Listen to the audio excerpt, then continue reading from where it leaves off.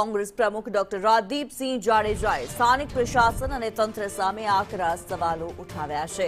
ચોમાસાની શરૂઆત પહેલા કોંગ્રેસ પ્રમુખે મનપાના અધિકારીઓ પાસે પ્રી મોન્સૂન કામગીરીનો પૂરો હિસાબ માંગ્યો છે। તેમણે શહેરમાં અત્યાર સુધી કેટલી સફાઈ કામગીરી થઈ તે મુદ્દે તંત્રને ઘેરીને ખુલાસો માંગ્યો। ડોક્ટર રાજદીપસિંહે ખાસ કરીને શહેરના વોકડા અને નાળાની સફાઈ તેમજ દર વર્ષે પાણી ભરાતા સંવેદનશીલ વિસ્તારોમાં કરાયેલી કામગીરી પર ગંભીર પ્રશ્નો ઉભા કર્યા છે। આ સાથે જ તેમણે આપત્તિ વ્યવસ્થાપન માટેના કંટ્રોલ રૂમની વ્યવસ્થા અંગે પણ સ્થિતિ સ્પષ્ટ કરવા જણાવ્યું છે।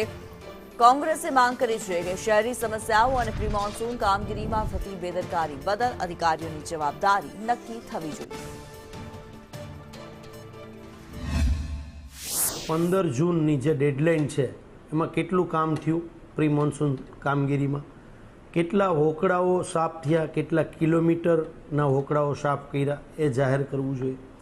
તદુપરાંત ગયા વર્ષે જે જગ્યાએ પાણી ભરાતા હતા તો ત્યાં એવી શું કામગીરી કરી કે આ વખતે પાણી નહીં ભરાય એ પણ રાજકોટની જનતાને જાહેર કરવું જોઈએ કે મેં આ કામગીરી કરી છે એટલે અહીંયા ગયા વર્ષે આટલું પાણી ભરાણું હતું તો અહીંયા પાણી નહીં ભરાય।